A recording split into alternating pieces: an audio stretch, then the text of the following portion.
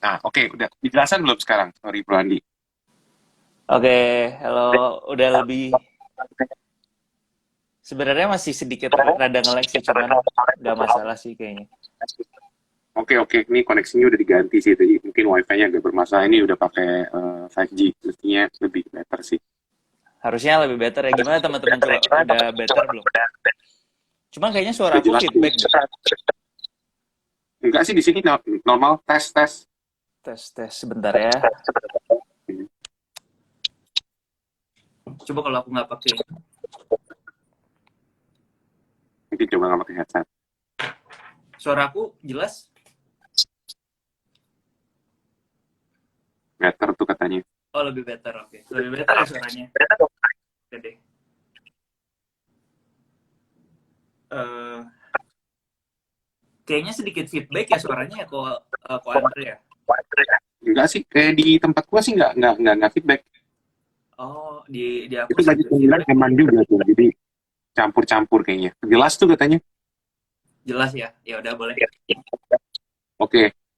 Jadi tadi mungkin bahas baru ini sih bahas tentang divergence doang ya. Mungkin kita ngomong-ngomong yang market lokal dulu sebelum kita bahas ke kripto atau global ya. Ya, Menurut ya. Bro Andi, memang divergence di Indonesia ini udah udah overbought belum ya? Kalau secara teknikal. Oke, sebenarnya kalau misalkan kita berbicara tentang IHSG ya, kalau lihat IHSG itu sebenarnya cukup solid sih kenaikannya karena kalau kita tahu memang yang menjadi saham-saham movernya IHSG itu adalah saham yang notabene big caps ya, dan saham-saham big caps itu kalau kita lihat partisipasi asingnya itu cukup besar, dan itu yang menjadi salah satu apa ya istilahnya ya, yang menjadi salah satu indikator kenapa saham tersebut bisa naik atau turun kayak gitu. Dan flow asing itu ke IHSG kita tuh sangat konsisten dari 3 bulan sebelumnya. Berarti kalau saya perhatikan sampai saat ini belum ada indikasi bahwa asing itu keluar dari IHSG sebenarnya. Malah masih terus konsisten untuk masuk di saham-saham yang penting. Kayak gitu kurang lebih. Jadi view saya sendiri untuk saat ini kita masih following the trend aja, belum terlihat adanya kekhawatiran IHSG-nya bakal turun. Malah saya bisa lihat bahwa ada potensi IHSG ini bisa naik ke angka yang lebih tinggi lagi sebenarnya. Kayak gitu. Oke, oke, jadi ini cukup divergence ya dengan kondisi global market gitu ya. Tapi kalau dari pengalaman saya nih mungkin di market udah mungkin sekitar tiap bulan Maret sampai Juni ini biasanya market kita malah agak slow down kan. Kalau misalnya kita ingat tiap tahun tuh malah ketika apa bulan puasa, kemudian juga habis bulan Mei itu biasanya marketnya juga slow down gitu. Jadi nggak tahu sih, ini sih just a personal view aja gitu. Kadang-kadang memang di market ini kalau kita lagi bullish gini kita pengen masuk, tapi dari pengalaman udah 3 tahun terakhir memang biasanya di bulan April, Mei itu memang agak sedikit slowdown ya. Tapi semoga aja marketnya nggak begitu ya tahun ini gitu. Nah, mungkin untuk dari aset, mungkin ini kita ke topik ya. Jadi S&P 500 nih, ini mungkin ada hubungannya dengan ya Bitcoin juga, dengan Nasdaq juga gitu. Nah, ini Hmm. kalau secara teknikal ya, tadi saya lihat features juga sempat siang sore-sore, eh, kayaknya S&P 500-nya sama Nasdaq-nya udah tes low lagi ya. Ini gimana ya Bro Andi ya? Secara kalau kita lihat secara market structure-nya, ini banyak kadang-kadang tiap pagi gitu ya di IG live peluang banyak yang nanya juga nih kayak serap nggak Meta atau misalnya kayak serap nggak Nasdaq atau S&P 500. Ini view Bro Andi secara teknikal gimana ya? Kan mau kemarin Bro Andi bikin konten kayak oh DCA aja gitu instead of kita coba timing di market. Mungkin bisa kasih gambaran nggak how the market structure and S&P 500 bisa mungkin dragging crypto dan aset berisiko lainnya. Oke, oke, boleh, boleh. Jadi kalau kemarin saya bikin satu konten itu tentang DCA atau dollar cost averaging, itu actually kalau kita mau menempatkan diri kita untuk berinvestasi di satu instrumen yang menurut saya potensinya itu bagus ya di indeks Nasdaq atau di S&P 500. Tapi dengan catatan bahwa strateginya pun harus dollar cost averaging, jangan lamsam, istilahnya jangan oh sekarang udah turun langsung kita masuk dengan nominal yang besar. Yang diperhatikan adalah kalau kita mau DCA itu artinya kita harus melihat view yang jauh lebih panjang. Nah, di sini adalah kata kuncinya adalah time frame-nya. Kalau kita mau melihat market structure, kita mau lihat time frame-nya dulu nih. Kita mau lihat di time frame yang besar atau di time frame yang lebih kecil seperti itu. Mungkin saya sedikit share ini kali ya, share layar sebentar ya, biar lebih jelas. Oke.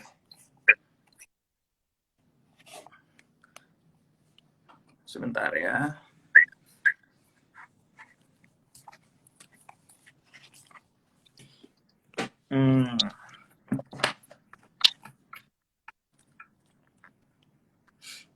Oke. Nah, ini IHSG ya, tadi kita udah baru bahas. Sekarang kita mau ke S&P 500 sebentar.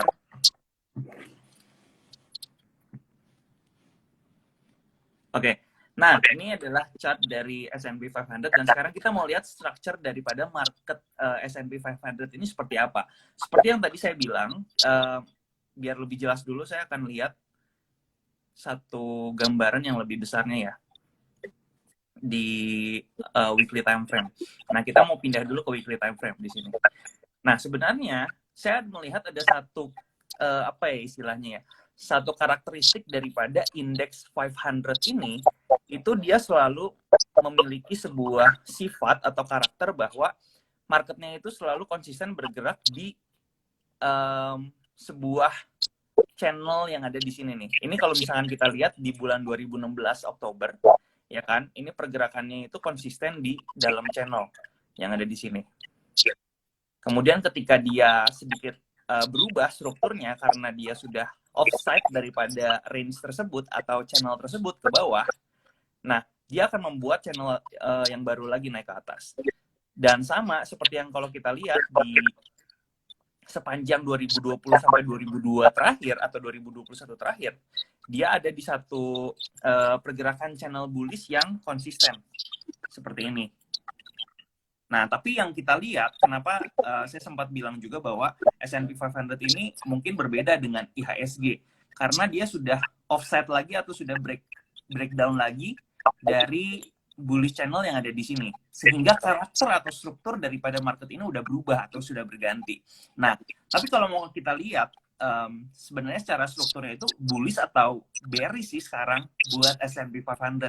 Nah, ini akan lebih tricky lagi, karena kalau kita lihat, saya akan buka yang futures ininya aja kali ya, biar lebih jelas sebentar. US 500 ini sama aja sih sebenarnya ya.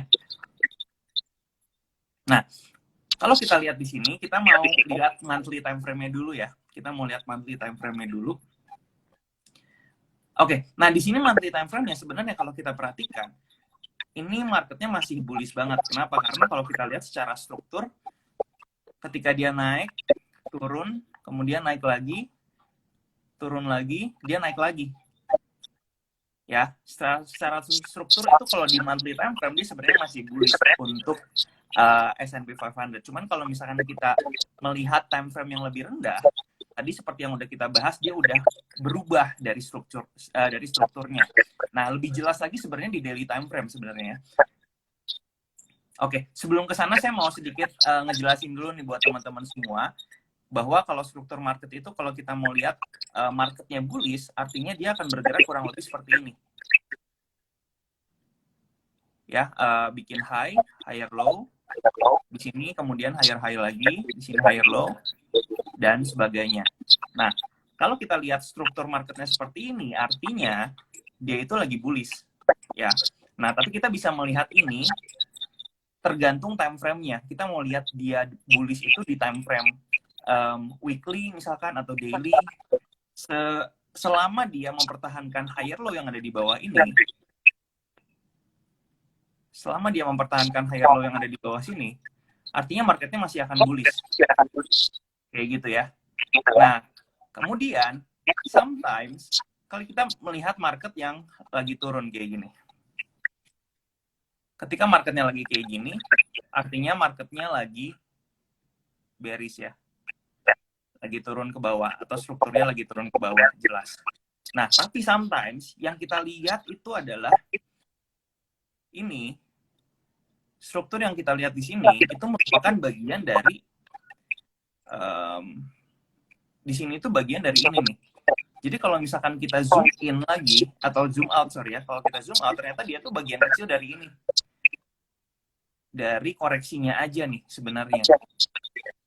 Ya, jadi kurang lebih seperti ini. Sebentar. Nah, ini bisa terjadi. Ya, jadi kita harus pahami dulu struktur marketnya. Kalau misalkan yang di bawah sini masih belum di take out, ya, marketnya masih belum berubah strukturnya, artinya sebenarnya di time frame yang lebih besar dia itu masih bullish. Ya, dia itu hanya bagian kecil dari sini. Kalau kita lihat tren itu ada 3. Yang pertama itu major trend, yang kedua intermediate trend, dan yang ketiga adalah minor trend kayak gitu ya. Nah, ini mungkin tren penurunan yang di bawah sini itu merupakan intermediate trendnya aja. Jadi dia membuat lower high lower low-nya di sini nih. Nah, kurang lebih kayak gini. Sebentar. Nah, kurang lebih kayak gini ya. Jadi ini adalah struktur marketnya. Nah, sekarang kita mau lihat S&P 500-nya seperti apa. Kalau kita lihat di weekly, sebentar ya ini. Oke. Nah, kalau kita lihat di weekly, ini masih satu kesatuan bullish structure ke atas, naik ke atas. Kayak gitu ya. Ini masih satu kesatuan bullish structure naik ke atas. Biar lebih jelas. Nah, tapi di dalamnya itu ada yang namanya intermediate trend-nya juga. Jadi kalau misalkan kita lihat, ini kita bisa tarik lagi. Ini membentuk high, di sini low, di sini higher high, di sini higher low, ya. Kemudian di sini higher high lagi, di sini higher low, higher high, higher low. Jadi kurang lebih seperti ini. Nah, ini adalah satu kesatuan, tapi di dalamnya ada wave-wave-nya lagi atau ada trennya lagi.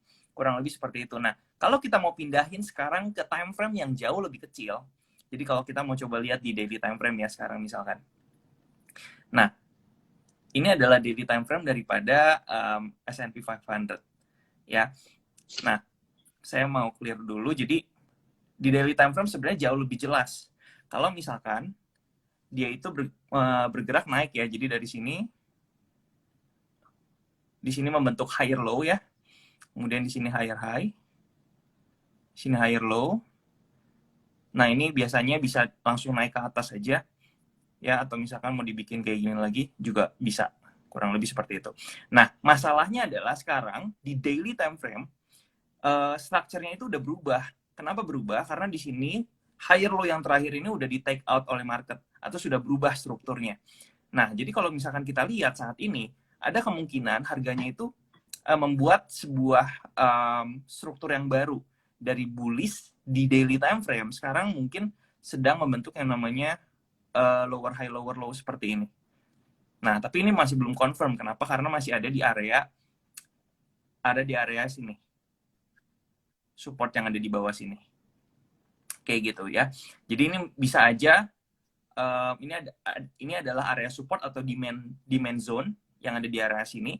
Jadi kalau misalkan ini ternyata terpantul ya, dan kemudian harganya berhasil breakout daripada struktur yang ada di sini, artinya dia akan kembali bullish lagi, naik ke atas. Nah, itu bisa terjadi. Jadi sifatnya hanya koreksi sementara aja. Tapi kalau misalkan kita lihat di time frame yang lebih besar, tadi yang di monthly time frame ya. Nah, ini tuh sebenarnya secara keseluruhan, ini masih bullish. Kenapa? Karena dia baru breakout pola yang ada di sini ya, yang di bawah sini. Dan ini adalah satu swing naik ke atas. Nah, selama higher low yang ada di sini itu masih aman, sebenarnya secara monthly itu masih bullish banget sih. Jadi, dan kalau saya track back gitu ya, S&P 500 itu nggak pernah berubah strukturnya gitu ya kalau di higher time frame kayak gitu. Makanya kenapa saya kemarin ini bilang bahwa cocok banget sebenarnya di indeks itu kita bisa DCA gitu ya. Kalau DCA di market karena secara long term itu sebenarnya selalu bergerak bullish, nggak pernah patah daripada strukturnya. Jadi kalau misalkan saat ini ada indikasi penurunan atau di daily time frame-nya ada bearish struktur kayak gini, Nah, ini bisa aja hanya bagian daripada bullish struktur yang major trend yang naik ke atas kayak gitu kurang lebih. Ya, jadi kenapa kalau misalkan kita mau apa namanya investasi yang nggak mikir, kita bisa pakai DCA strategi, tapi tetap mindsetnya adalah ini buat long term kayak gitu, itu buat long term. Nah, di sini yang perlu kita perhatikan, kita sebenarnya bisa pakai Fibonacci juga, karena kalau misalkan kita tarik Fibonacci di sini apa namanya retest atau misalkan pullback koreksi ke 38,2% itu sebenarnya masih sehat kayak gitu ya. Di sini tuh masih sehat, dan di sini itu ada satu area demand yang menjadi punggung juga nih, atau misalkan punggung untuk harganya bisa rebound di area tersebut. Jadi kurang lebih seperti itu sih Bro Andre. Iya, kadang-kadang memang kita suka nggak sabar ya. Mungkin kadang-kadang pengen trading cepet gitu. Cuman sebenarnya kalau kita lihat S&P 500 sebenarnya itu menarik banget ya. Karena kalau nggak salah pernah baca gitu, kalau orang mulai DCA S&P 500 gitu ya, mungkin konsisten tiap bulan. Kalau nggak salah kayak by the time kayak 10 tahun gitu, mungkin your money can double ya. I think in S&P 500 gitu. Jadi US market itu memang performance-nya itu dibandingin dengan market yang lain, nggak tahu kenapa selalu kayak bullish gitu, regardless of kayak mungkin ada short term volatility tapi selalu bullish. Nah mungkin ini bisa jelasin juga sih ke teman-teman gitu kan. Tadi Bro Andi bilang di monthly-nya memang ada pullback, kelihatannya ada potensi pullback, tapi memang kalau kita lihat secara structure kan masih bullish. Nah untuk di daily time frame, memang kalau tadi Bro Andi buka kan memang kayaknya banyak bearish order flow ya Bro Andi ya. Mungkin ada beberapa penyebab sih. Mungkin satu tensi dari Ukraina dan Rusia gitu. Kemudian juga di satu sisi kenaikan Fed rate hike gitu ya. Jadi balik lagi dari investor di Amerika ini juga belum pricing in mau berapa kali sih naik suku bunga gitu. Banyak yang bilang oke, sekali naik nanti 150 bip 1,5 gitu atau misalnya cuma 0,75 gitu. Jadi secara overall memang ini market secara global banyak faktor fundamentalnya sih. Satu kita lihat inflasi 7,5% ditambah ketegangan Rusia sama Ukraina ya. Jadi mungkin bagi teman-teman yang nanyain kok market di luar gitu S&P 500 sama Nasdaq tanking terus, trigger kriptonya ini turun terus gitu. Jadi mungkin itu salah satu penyebabnya. Nah, saran saya juga kalau teman-teman mulai tertarik invest di pasar AS gitu, misalnya teman-teman nggak tahu mau beli apa, mungkin bisa DCA S&P 500. Nah, tapi pertanyaannya Bro Andi, kapan kita harus DCA S&P 500 gitu? Pertanyaannya kan selalu gitu kan. Oh, kapan ya waktu yang bagus untuk DCA gitu? Apakah ada saran dari Bro Andi pas lagi pullback gila-gilaan kita baru beli atau beli pas lagi average up, it's okay?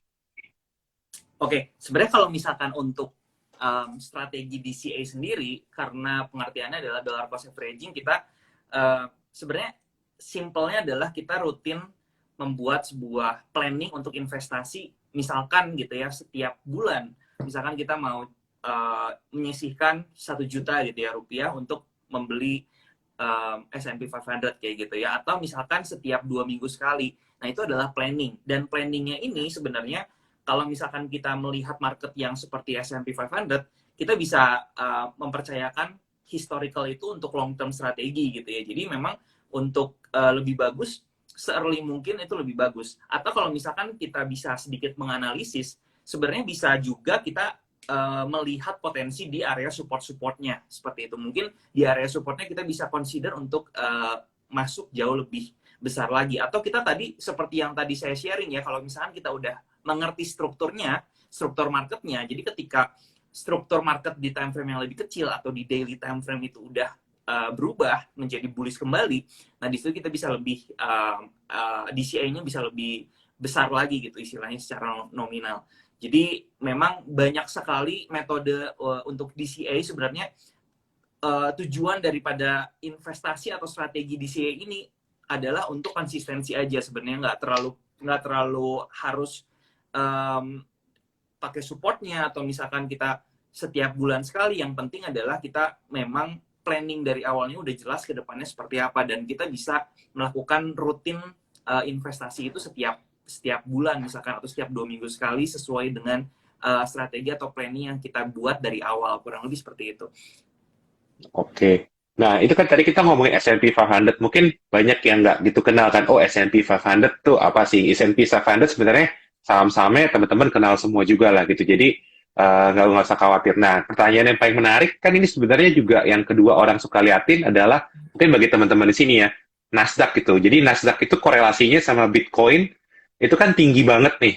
Nah, view Bro Andi ini mungkin sekalian buat jelasin ke teman-teman di Nasdaq ini menurut Bro Andi masih bullish juga atau gimana? Udah ada broken structure atau belum? Itu mungkin bisa di-share juga nggak? Karena katanya teman-teman pada concern nih, karena kan Nasdaq kita tahu ya. Kenapa Nasdaq turun? Satu, interest rate hike-nya itu tinggi sekali ya. Kemudian juga banyak dari company-company tech di Nasdaq itu kelihatannya ekspektasi earnings-nya itu banyak yang miss ya. Contohnya Meta kemarin di first quarter ini ekspektasi growth-nya miss di bawah ekspektasi para analis gitu. Jadi itu satu yang ngedrive Meta turun. Tapi in the longer term gitu, atau misalnya kayak sekarang ini kita lihat tadi pagi Nasdaq dihajar low-nya lagi gitu. Nah ini view Bro Andi on the technical sama hubungannya ke cryptocurrency, what do you see in Nasdaq?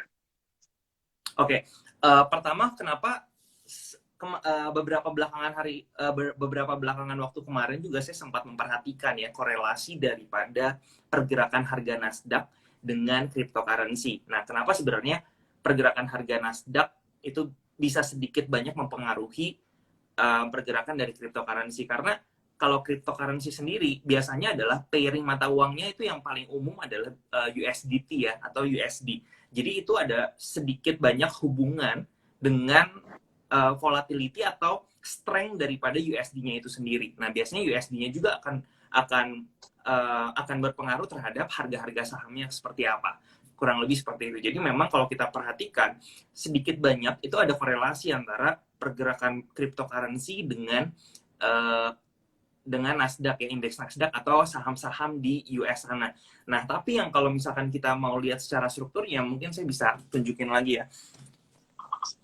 Nah, sebenarnya yang menarik adalah Nasdaq 100 dengan S&P 500 sebenarnya secara struktur itu kurang lebih sama. Pergerakannya itu kurang lebih sama. Kenapa? Karena biasanya saham-saham yang masuk ke indeks Nasdaq 100 juga ada di S&P 500 kayak gitu, dan mereka juga memegang kapitalisasi market yang cukup tinggi gitu ya di sana. Seperti Apple, Google, Microsoft gitu dan lain-lain. Tapi kalau kita mau melihat secara grafiknya, kita lihat strukturnya dulu ya. Nah, ini kurang lebih sama. Ini di monthly time frame ya, di monthly time frame. Jadi satu candlestick di sini adalah satu candlestick 1 bulan ya, pergerakan 1 bulan kurang lebih seperti apa. Nah, yang menarik adalah di tahun 2020 ya, kalau kita lihat di sini sebelumnya di tahun 2020. Jadi ini adalah candlestick di Januari, Februari, kemudian Maret. Dan di Maret ini sempat rebound dan akhirnya naik ke atas. Dan sekarang juga kalau kita perhatikan ini Januari, kemudian ini Februari gitu ya. Biasanya Maret itu saya juga nggak tahu kenapa, tapi Maret itu ada kecenderungan kalau saya perhatikan kadang-kadang bisa menjadi bulannya bottoming gitu ya untuk saham-saham seperti itu. Tapi yang menarik di sini kalau kita perhatikan memang bullish-nya atau bullish channel di sini udah di break ke bawah, sehingga ada perubahan struktur daripada market gitu. Nah, kalau kita perhatikan di sini, kalau kita perhatikan di weekly time frame gitu ya, nah kita bisa melihat bahwa ini adalah gambaran daripada yang tadi, sebuah formasi bullish structure market, di mana ini adalah primary trend-nya naik ke atas. Kemudian biasanya ada yang namanya secondary trend-nya ke bawah ya, atau misalkan intermediate trend-nya kita sebut.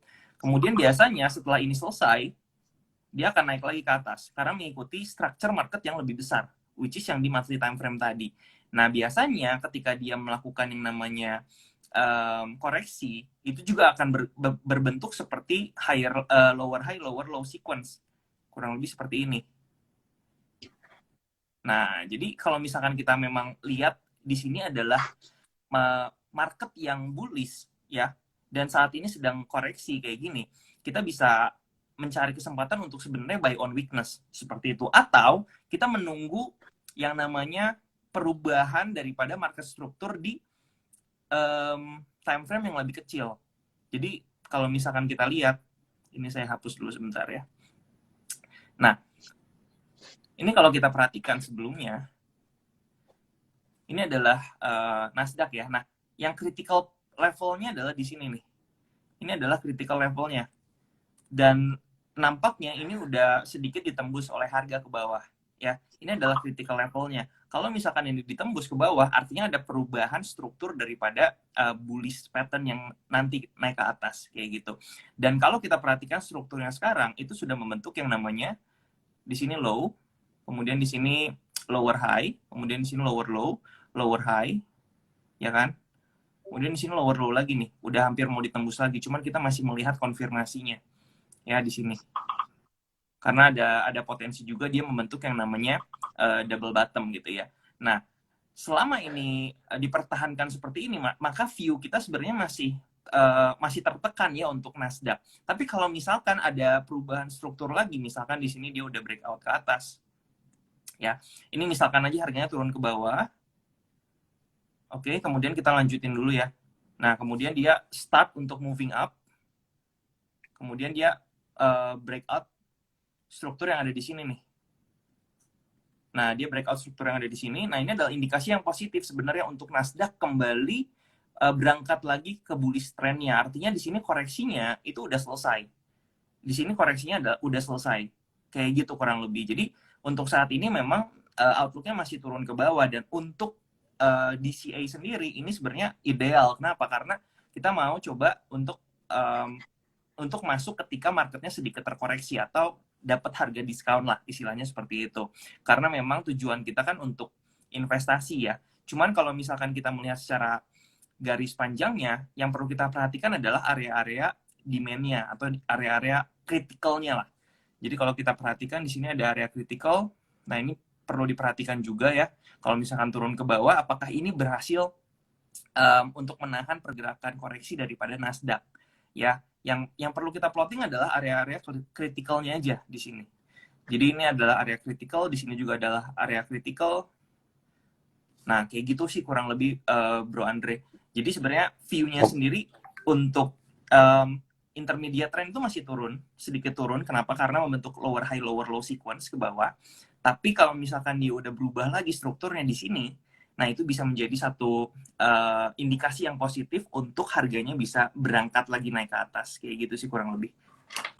Oke, ini menarik banget tadi ya chartnya. Itu Bro Andi, tadi kan itu gue liatin juga ya. Itu kalau nggak salah dia, gue juga belajar mungkin dari beberapa influencer yang sama. Itu kelihatannya memang dari bearish order flow-nya itu memang masih cukup kuat ya tekanan market structure-nya ya, terutama untuk Nasdaq sama S&P 500 gitu. Nah, mungkin kalau bagi teman-teman yang mau trading itu kadang-kadang kan itu tadi Bro Andi sempat ini ada good point gitu bahwa ada kemungkinan bikin double bottom. Nah, sebenarnya kita tuh sebagai pemula gitu, mungkin kayak oke, kita pengen masuk, kita tuh mungkin kadang-kadang pengen ngelawan cari timingnya itu gimana ya? Maksudnya kan kadang-kadang apakah kita masuk pas lagi mau bentuk double bottom atau tunggu konfirmasi dulu gitu. Kadang-kadang kita sebagai investor masih pengen kayak nge-timing the market atau misalnya kayak kita mungkin ada bias sendiri ya, kognitif bias yang kayak oh tuh pattern-nya kelihatan gitu. Tapi sebenarnya apakah cukup kalau kita udah punya kayak double bottom itu cuma lihat technical doang atau lihat fundamental, Bro Andi? Kalau misalnya ngeliat market structure kayak gini.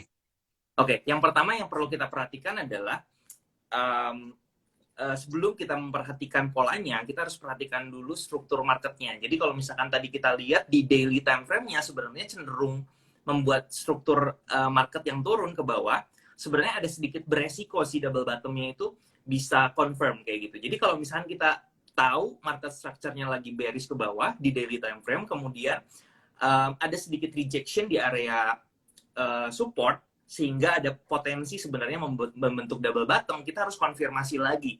Dan kalaupun kita mau trade di situ, pertama kita jangan asumsikan langsung bahwa itu akan terjadi double bottom yang solid atau yang firm gitu ya. Kenapa? Karena sometimes di area support itu hanya reject aja, melakukan technical rebound sedikit aja karena ada buying power yang besar di situ. Tapi setelah itu nggak berhasil breakout daripada neckline kayak gitu ya. Mungkin saya sedikit saya sedikit coba untuk share aja di sini. Tadi kan kalau kita sempat lihat di situ ada sedikit seperti double bottom ya. Nah, di sini ya. Sebentar. Nah, ini kan seperti kelihatannya ada double bottom ya di sini. Ya kan? Nah, sebenarnya ini adalah satu hal yang wajar. Sometimes ini hanyalah satu reaksi aja gitu. Ketika harganya turun ke bawah, saya clear dulu ya biar sedikit, biar clean ya, biar jelas. Nah, kita biasakan untuk plotting yang namanya support resistance di sini. Nah, ini adalah area support yang ada di bawah sini, ya. Support klasik atau horizontal support. Nah, biasanya ini adalah satu hal yang wajar ketika marketnya turun dan menyentuh area level yang ada di sini, itu akan ada sedikit reaction di mana harganya bisa akan naik dulu sebentar. Karena ada sebagian investor atau trader yang melihat bahwa ini adalah area yang good to buy kayak gitu istilahnya. Tapi belum pasti, bukan berarti 100% ini marketnya akan mantul dan membuat sebuah pola yang namanya double bottom. Nah, ini butuh konfirmasi lanjutan atau konfirmasi lebih kayak gitu.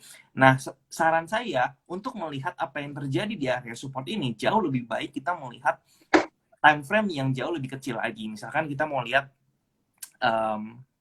H4-nya ya. Nah, ini adalah H4 atau time frame yang lebih kecil lagi, which is 4 jam. 4 jam. Oke, 4 jam ya di sini. Nah, di dalam struktur market di sini, seperti yang kita lihat itu di time frame yang lebih kecil tuh ada wave-wave kecil lagi, kurang lebih seperti ini. Jadi ini low, ini high, di sini lower low, lower high, di sini lower low, lower high, di sini juga lower low lagi nih. Nah, saya ganti dulu ya warnanya jadi warna kuning deh. Nah, biar kelihatan jelas. Nah, jadi di bawah di dalam sebuah wave ke bawah itu ada wave kecil lagi. Nah, masalahnya di sini walaupun dia ada reaction atau rejection di area support, masih kecil banget konfirmasinya. Kenapa? Karena struktur di lower time frame-nya pun belum berubah kayak gitu. Nah, strukturnya kalau misalkan konfirmasi struktur yang berubah itu di area sini gitu ya. Jadi kalau misalkan level di sini berhasil ditembus naik ke atas, jadi kalau misalkan dia harganya di sini berhasil tembus ke atas, kemudian membentuk yang namanya lower high lower low lagi. Nah, ini baru kita bisa melihat bahwa oh iya ini adalah area support yang solid dan ada potensi double bottom ini terjadi kayak gitu. Tapi sekarang kita masih belum tahu nih, karena bisa aja dia naik ke atas itu hanyalah sebuah secondary reaction aja daripada wave yang sebelumnya, sehingga dia akan turun lagi ke bawah nih. Ini bisa jadi seperti itu. Jadi tetap harus ada yang namanya konfirmasi. Nah, kalau misalkan kita mau melihat seperti ini, kita bisa lihat lagi di time frame yang lebih kecil lagi. Nah, memang ini multiple time frame analisis jatuhnya. Nah, di time frame yang lebih kecil lagi, biasanya dia itu hanya sekedar retest bounce aja atau koreksi naik aja ke area 61,8 di sini, sehingga dia bisa menyebabkan turun lagi ke bawah. Jadi tetap teman-teman, kalau objectively saying, kita harus lihat dulu secara strukturnya sekarang udah berubah atau belum kayak gitu. Saat ini masih belum berubah untuk strukturnya, jadi masih ada potensi ini adalah trend majornya ke bawah atau impulsif movementnya ke bawah, dan ini adalah corrective movement yang naik ke atas. Jadi untuk di Nasdaq kurang lebih seperti itu, bro. Oke, ini benar-benar menarik banget ya. Jadi ini kalau yang teman-teman DCA sih ya mungkin ya boleh lah serok-serok dikit gitu. Tapi kalau teman-teman yang coba scalping, jangan lupa stop loss-nya juga ya. Mungkin kalau itu jadi biar nggak terlalu beresiko. Tapi saran saya sih kalau untuk indeks atau S&P 500, ini mendingnya kita lihatnya longer time frame ya, dibandingin dengan mungkin kita coba timing the market, kita pengen cari cuan secepat-cepatnya. Nah, ini pertanyaan, ini mungkin langsung lanjut lagi nih. Ini kan itu sama kayak Nasdaq. Nah, ini tadi kalau kita liatin pergerakan koin hari ini menarik banget ya. Tadi pagi sempat konsolidasi, naik, terus tiba-tiba siang-siang dihajar, turun banyak banget gitu. Nah, ini gimana nih Bro Andi? Ini tadi saya juga baru dengar sekitar 2 jam yang lalu, Rusia udah mulai move tentaranya ke border yang banyak daerah rebellion gitu. Nah ini sebenarnya kripto ini strukturnya juga kalau saya perhatiin kemarin weekend kelihatannya stabil-stabil aja. Terus Senin kemarin, Senin juga cukup menarik ya. Kita lihat kemarin sebelum, kan kemarin US market libur ya. Marketnya dihajar naik, terus turun, tiba-tiba naik lagi gitu, terus turun lagi gitu. Nah ini structure marketnya untuk BTC atau ETH, eh, apakah sama kayak Nasdaq atau lebih parah di bulan ini? Oke, kita coba lihat ya untuk struktur market daripada koin-koin sekarang ya. Oke. Nah, sebentar teman-teman. Kita ke mother of coin dulu ya kali ya, BTC ya. Ya. Jadi jadi pairing dari BTC atau Bitcoin itu sendiri adalah USDT yang paling apa namanya? Yang paling normal ya, atau yang paling common gitu ya. Nah, kita sama sih. Kalau saya kalau saya mau coba cek, kita cek dulu di time frame yang lebih besar dulu ya. Jadi kurang lebih di sini. Nah, ini adalah time frame weekly ya. Jadi pergambaran time frame weekly seperti ini kurang lebih. Nah, menariknya adalah Bitcoin ini sebenarnya secara weekly ini masih belum strukturnya itu masih bullish sebenarnya.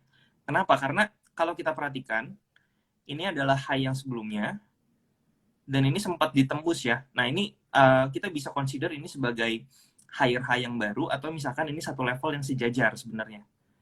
Satu level yang sejajar. Nah, tapi yang lebih penting adalah level yang di bawah sini, low yang di bawah sini, ini masih belum di breakdown oleh harga. Jadi yang menarik itu di sini. Dan ini sebenarnya kalau misalkan harganya itu bisa turun ke bawah, secara weekly time frame itu adalah area yang ideal untuk kita melakukan yang namanya buy on weakness. Ya, buy on weakness di sini. Kenapa? Ini adalah area yang ideal sebenarnya untuk buy on weakness karena pertama kita melihat bahwa strukturnya masih bullish ya, di weekly time frame masih bullish, dan ini adalah spot yang paling ideal untuk misalkan untuk kita beli karena risk rewardnya itu sangat bagus ya, risk rewardnya sangat bagus karena kalau misalkan dia turun melebihi daripada garis kuning yang ada di sini, artinya ada perubahan struktur market sehingga marketnya kemungkinan besar akan bearish ke bawah kayak gitu, karena market strukturnya udah jelek, udah berubah kayak gitu ya. Nah, saat ini masih bullish di weekly time frame, tapi weekly time frame-nya kan kurang lebih seperti ini ya. Jadi naik ke atas, ini high, di sini higher low, kemudian di sini masih higher high atau sejajar lah ya. Nah, di sini masih tertahan gitu ya. Dan di sini masih ada peluang untuk membuat yang namanya higher low di sini. Kemudian dia naik lagi ke atas. Nah, tapi kalau misalnya kita lihat di daily time frame, jadi kalau teman-teman memang ngelihatnya almost tiap hari pergerakan harganya, ya, which is yang ada di area sini. Nah, which is yang ada di area sini, itu sebenarnya secara struktur lagi bearish atau lagi downtrend ya. Kenapa? Karena kalau kita perhatikan, sebentar. Nah, di sini ya. Nah, kalau kita perhatikan, strukturnya ini membuat yang namanya lower high, lower low sequence di sini.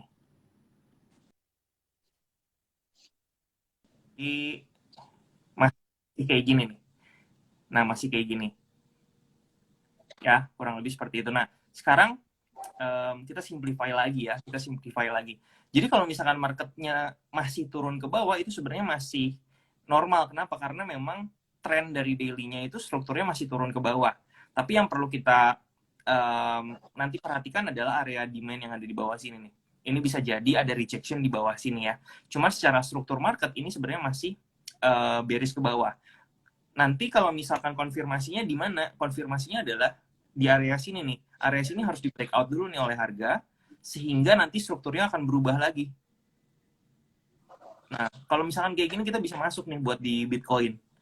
Jadi strateginya adalah either kita coba untuk spekulatif di bawah sini untuk beli dan dengan risk reward yang ideal gitu ya. Dengan risk reward yang ideal, atau kita tunggu lebih sabar Bitcoin-nya itu udah berubah strukturnya menjadi bullish dan kita bisa lebih confirm atau lebih nyaman buat beli Bitcoin ini. Sebenarnya kayak gitu untuk strateginya saat ini. Jadi masih ada dua opsi nih sebenarnya untuk Bitcoin itu sendiri. Seperti itu sih. Nah, ini pertanyaan bagus nih. Kadang-kadang waktu itu aku pernah dengar Bro Andi ngomong juga, mendingan telat dikit dibandingin buru-buru gitu. Mungkin bisa kasih view nggak? Kadang-kadang kita sebagai trader gitu pengen cari the perfect entry gitu. What do you think Ya, about the perfect entry ya, Bro Andi? Gitu. Kadang-kadang kita sebagai trader baru pemula gitu. Oh, kita secara chart kalau kita udah lihat historical, oke, jago banget nih kita nyari support gitu. Cuman mungkin pengen tanya aja ke Bro Andi, sharing pengalaman gitu. Is there any hmm, perfect entry in the market gitu? balik lagi ke tujuannya sebenarnya. Em, Kalau tujuannya adalah yang penting cuan, ya mau telat sedikit yang penting harganya naik kan cuan juga sama gitu ya. Tapi probabilitasnya mungkin jauh lebih tinggi gitu ketika kita menunggu konfirmasi itu udah terjadi daripada kita asumsi dulu, oke ini kayaknya udah saatnya untuk rebound gitu ya. Kadang mentalitas kita untuk pengen merasa benar menganalisis di market ya egoismenya itu yang menjadi satu bumerang buat kita sendiri jadi nggak konsisten istilahnya kita tahu bahwa market itu masih ada peluang untuk turun. Cuman kita secara ego kita pengen bener-bener masuknya itu di harga yang very bottom lah istilahnya gitu ya. Nggak tahu buat apa, mungkin buat deflection juga nih gue bisa beli di harga paling bawah. Sebenarnya tujuan akhirnya kan bukan itu. Jadi balik lagi ke tujuan akhirnya gitu ya. Kalau misalnya memang tujuan akhirnya adalah kita pengen dapat growing gitu aset kita atau kita bisa mendapatkan profit. Menurut saya mau kita telat sedikit nggak ada masalah. Justru jauh lebih baik ketika kita telat sedikit tapi kita udah tahu nih marketnya itu memang menuju bullish kayak gitu. Jadi kita jauh lebih safe aja, nggak perlu banyak asumsi ini udah bottom ini udah bottom kita beli kayak gitu. Jadi balik lagi ke strateginya masing-masing sama ke sistem tradingnya masing-masing. Mungkin ada beberapa trader yang mencari satu apa ya istilahnya mencari satu momentum reversal gitu sehingga mencari di mana area entry yang paling bawah ideal sehingga risk rewardnya itu akan jauh banget akan sangat tinggi gitu misalkan resikonya satu tapi dia bisa mendapatkan rewardnya itu 8 kali daripada risknya gitu ya itu mungkin nggak ada masalah tapi biasanya yang menjadi kontranya adalah mungkin bakalan sangat sering kena false-nya gitu atau salah salah masuk di momen yang tepat kayak gitu. Cuman mungkin kalau misalkan udah di backtest dan kalau memang meyakini sistem tradingnya atau sistem analisisnya seperti itu lebih baik daripada menunggu konfirmasi, nggak ada masalah juga sih. Jadi balik lagi ke tujuan masing-masing sih. Gitu. Mungkin dari pengalaman Bro Andi gitu ya, kalau kita ngomongin kayak winning rate atau probability gitu, mungkin Bro Andi yang lebih udah pengalaman trading itu, what's your type? Apakah tipe yang nunggu konfirmasi atau trying to get the perfect entry? Kan Bro Andi has the good, udah trading system udah bagus lah. Tapi secara pengalaman mungkin bisa share nggak ke teman-teman, kayak even like the pro aja perfect entry itu susah gitu. Terus mungkin mitigationnya apakah dengan mungkin average down atau average up? What do you think? Oke, kalau berdasarkan pengalaman saya sendiri, saya jauh lebih suka untuk menunggu konfirmasi. Kenapa saya lebih suka menunggu konfirmasi? Karena ketika saya mau masuk dengan size yang ideal kayak gitu ya. Karena kalau misalkan kita istilahnya masih nebak market, istilahnya saya masih asumsi nih ini kayaknya bakalan rebound gitu ya di area support ini. Padahal kita masih belum tahu nih apa yang akan terjadi di area support ini. Saya ketika ingin trading atau membeli sebuah aset itu sedikit ragu-ragu gitu ya kalau buat saya pribadi karena saya masih istilahnya sedikit ada gambling sisi gamblingnya buat saya pribadi untuk masuk di harga yang belum ada konfirmasinya jadi kalau menurut saya sendiri saya jauh lebih baik menunggu konfirmasi gitu ya dan kalau misalkan secara win rate sebenarnya secara win rate itu saya nggak terlalu tinggi cuman win rate itu kan bukan hasil akhir atau tujuan akhirnya ya atau win rate itu tidak bisa merepresentasikan hasil akhirnya kita profit atau enggak.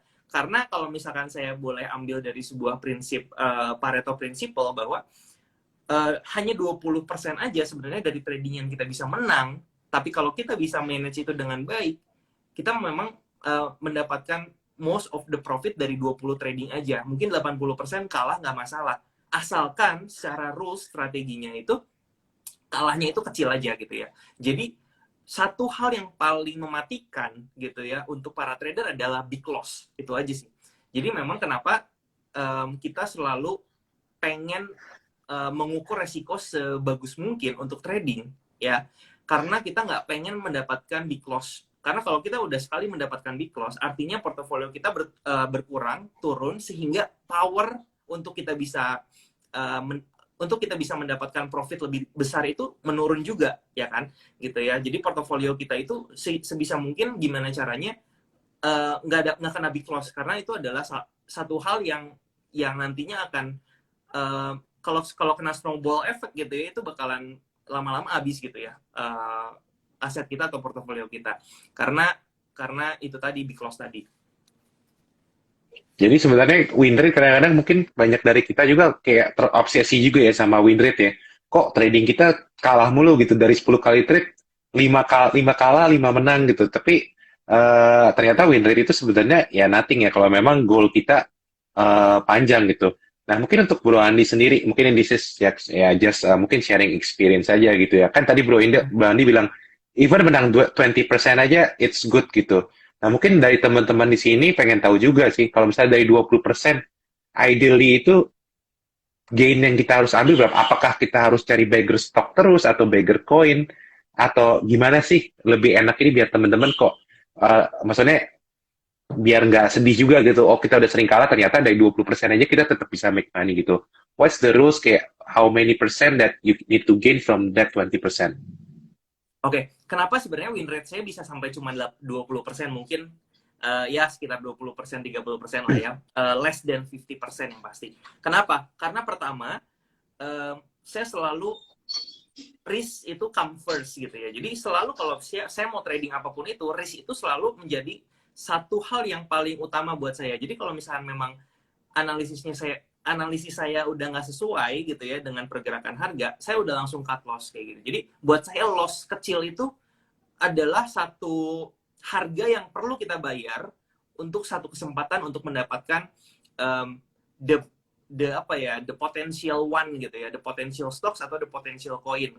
Jadi kalau misalkan saya ketika masuk, biasanya saya nggak akan langsung besar. Biasanya saya masuk kecil dulu gitu ya. Kayak kemarin saya masuk di ETH dan Bitcoin ketika dia bull market, itu juga dari kecil dulu. Jadi kecil masuk, dan kalau misalkan memang sesuai analisis dan market strukturnya juga sesuai kayak gitu, biasanya saya pelan-pelan bakal increase the size. Jadi nggak perlu trading banyak koin dengan winning rate yang tinggi. Yang penting kalau saya pribadi fokus di satu aja yang memang memberikan kita direction dan juga arah yang jelas, dan di situ kita bisa maksimalkan. Jadi kita maximizing the position yang kita punya sekarang. Kenapa? Karena menurut saya ketika kita udah ada di sebuah win situation, istilahnya kita lagi floating profit gitu ya, itu lebih banyak potensi untuk bisa kita make money di situ. Pertama, analisisnya udah sesuai. Yang kedua, risiko kita udah nggak ada lagi. Jadi sometimes kita bisa masuk jauh lebih banyak dengan dengan resiko yang jauh lebih minimal, karena kita udah dapat floating profit. Kalau misalkan ternyata kalau kita masuk lebih banyak harganya nggak sesuai, itu biasanya yang menjadi resikonya itu cuma profitnya aja, modal kita tetap kayak gitu. Jadi itu yang saya biasanya sebut dengan trailing stop gitu ya. Jadi sometimes ketika marketnya udah bergerak searah, itu saya trailing stop posisi saya di trailing stop. Tapi di satu sisi saya bisa lebih yakin lagi atau lebih gampang lagi untuk masuk dengan size yang lebih besar kayak gitu. Jadi portofolio saya 100%, tapi ada satu koin yang mungkin sampai 50% portofolio atau 60% portofolio. Karena di situ udah no risk lagi, hampir udah nggak ada resiko lagi. Kalau tiba-tiba ternyata Bitcoin-nya turun atau koin apanya turun segala macam, mungkin resikonya cuma kehilangan profitnya aja gitu, modalnya masih aman kayak gitu sih. Oke, ini mungkin last question. Tadi kan Bro Andi bilang kalau misalnya trading, start small, satu posisi, itu kalau misalnya udah misalnya arahnya nggak sesuai dengan kemauan Bro Andi langsung cut loss. Nah, kalau Bro Andi sendiri nih, mungkin saran nggak, apakah ketika Bro Andi salah posisi di satu saham itu, Bro Andi masuk ke saham sana balik badan nggak? Kalau misalnya, ini kita ngomongin kayak misalnya futures ya, gitu. Misalnya kan kita misalnya analisa buy, tiba-tiba kok buy-nya kayak stop loss-nya makin kena gitu. apakah Bro Andi tipe, kayaknya gue langsung stop loss lagi, atau Bro Andi kayak udah kabur, udah napas dulu, analisa dulu, atau gimana? Mungkin ini bisa jadi tips juga buat teman-teman yang mencoba trading market di dua arah. Kalau saya pribadi saya akan istirahat. Kenapa? Karena menurut saya kalau saya masuk lagi dengan posisi yang berbeda, misalkan di futures market Nasdaq saya buy gitu ya istilahnya ya. Ternyata marketnya turun, kemudian saya cut loss, habis itu saya pasang sell. Menurut saya mentalitasnya itu nanti jadinya kita pengen apa ya, recover loss kita dengan secepat mungkin, atau istilahnya kita pengen gimana caranya apa ya, loss tadi itu nggak terjadi lah. Padahal loss itu adalah salah satu hal yang perlu kita pelajari. Kenapa di trading sebelumnya kita bisa mendapatkan loss? Mungkin analisisnya nggak sesuai atau gimana. Jadinya nanti revenge trading. Kalau misalkan kita udah beli kemudian nggak sesuai, malah kita sell lagi kayak gitu. Berarti ada something wrong nih di market atau di mentalitas kita. Jadi kalau menurut saya jauh lebih baik kita lebih sabar dulu nih. Sabar aja, tunggu ada potensi lainnya baru kita masuk lagi. Jadi nggak langsung di cut loss kemudian kita balik badan lah istilahnya. Karena menurut saya secara mentalitas sih, secara mindset dan mentalitasnya menurut saya kurang positif aja sih, kurang vibes-nya itu kurang positif aja buat trading kayak gitu. Oke, itu bagus banget ya. Jadi teman-teman mungkin yang invest saham juga mungkin itu di futures ya, tapi dari pengalaman mungkin dari invest saham juga kadang-kadang gitu kan.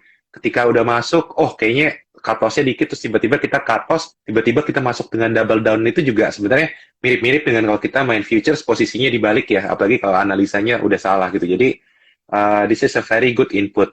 Nah, kita udah sampai di penghujung acara gitu. Mungkin ada last word from Andi untuk view mungkin market, gimana caranya untuk ngatasin market yang lagi volatile saat seperti ini. Oke. Sebenarnya buat teman-teman semua, yang pertama menurut saya adalah pelajari dulu struktur marketnya seperti apa. Dan kalau misalnya kita udah ngerti struktur marketnya seperti itu, usahain kita ikutin arus dari strukturnya ya. Jadi jangan melawan arus atau jangan counter the trend kayak gitu. Itu yang pertama. Dan yang kedua sebenarnya biasanya kalau kita perhatikan market finansial secara keseluruhan, seperti tadi misalkan ada isu ya dari perang Rusia dan segala macam, itu sebenarnya ada satu potensi juga di instrumen lainnya yang saat ini mungkin lagi bagus-bagus ya gitu ya. Jadi mungkin kita sebagai seorang trader bisa jauh lebih melihat potensi di semua semua instrumen market. Jadi kalau kita lihat gold itu sebenarnya saat ini lagi cukup menarik gitu ya untuk kita perhatikan secara teknikalnya. Jadi itu juga bisa menjadi peluang untuk kita bisa trading di instrumen yang lain, tapi tetap kita secara portofolionya bisa growing. Karena mungkin di market yang satunya lagi turun, tapi di market lainnya ada potensi kayak gitu. Jadi mungkin bisa coba dipelajari di situ. Jadi jangan, kadang-kadang tuh kita melihat marketnya lagi nggak bagus gitu ya secara sifat strukturnya, tapi kita paksain trading di situ setiap hari. Yang ada kita malah mati di situ atau habis di situ. Padahal strukturnya sometimes nggak terlalu menarik untuk kita tradingkan atau nggak banyak potensi untuk kita tradingkan. Cuman karena hasrat kita pengen trading setiap hari atau setiap ngelihat market gatel pengen entry gitu ya istilahnya ya. Jadi kitanya sendiri yang dikerjain sama market gitu, padahal marketnya lagi nggak bagus. Jadi bisa coba lihat beberapa instrumen yang lain. Kalau kita lihat di aplikasi peluang sendiri juga kan ada Emas, indeks saham US ya kan, ada gold juga, ada kripto juga.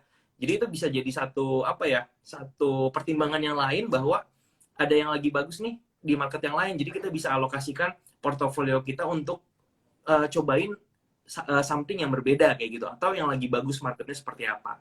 Dan ada juga investasi, jadi ada reksadana juga kan di peluang, jadi kita bisa menyisihkan mungkin kalau marketnya memang lagi jelek, mungkin kita akan perbanyak dulu investasi di reksadana misalkan kayak gitu. Jadi selain kita trading itu cuma tujuannya adalah profit, gimana caranya kita bisa mengatur keuangan itu jauh lebih baik lagi sebenarnya secara keseluruhan, bukan cuma dari sisi analisis atau bisa profit aja kayak gitu sih. Oke, so very good insight itu. Jadi buat teman-teman mungkin saya rekap dikit ya. Jadi untuk indeks memang S&P 500 kalau kita ngomongin long term view atau dari weekly atau monthly chart memang kalau dari monthly view teman-teman nggak usah khawatir gitu karena untuk US S&P 500 sama Nasdaq trennya itu masih super bullish ya in the long term gitu. Jadi kalau teman-teman memang tujuannya nabung tiap bulan, nggak peduli market kemana, nanti S&P 500 sama Nasdaq bisa menjadi tujuan. Dan ini sebenarnya untuk pasar US hampir kebagian apa semua saham itu juga hampir memiliki tren yang sama ya, karena kan kita tahu banyak global brand juga di sana gitu. Jadi kalau teman-teman memang invest in long term, ya I think ketika ada koreksi boleh dibeli gitu. Nah, untuk volatility yang kita lihat dari pasar kripto, kemudian kita lihat dari Nasdaq, ini sebenarnya yang ngedrive crypto aset meltdown lah recently gitu. Walaupun kalau kita lihat secara weekly candle, BTC ini memang masih berada dalam jalur bullish ya. Jadi kelihatannya dalam beberapa minggu ke depan akan menjadi saat yang krusial buat BTC karena udah mau ngetes low-nya dari mungkin beberapa hampir setahun yang atau beberapa tahun yang lalu ya gitu. Jadi kemungkinan besar kita akan melihat harga tersebut, kita lihat apakah harganya konsolidasi atau enggak. Itu bisa jadi kesempatan bagi teman-teman untuk try to buy the dip gitu. Cuman baik lagi, tadi Bro Andi udah bilang, kalau misalnya structure lagi jelek, jangan dilawan. Mungkin kalau misalnya teman-teman nyoba, bolehlah titip-titip sendal sedikit gitu, tapi nggak usah all in dulu. Mendingan lebih baik telat sedikit gitu, dibandingin kita masuk, kita harus mungkin average down lagi gitu. Jadi, there is no perfect timing in the market. No perfect entry, no perfect exit. Jadi market itu benar-benar ya dynamic ya. Yang penting kita tahu kapan kita harus keluar, kapan kita harus cuan. Intinya baik lagi stay invested. Mungkin based on timing and based on your profile risk. Jangan FOMO, jangan ikut-ikutan, apalagi lihat karena orang di sosial media. Itu aja sih pesan terakhir dari saya.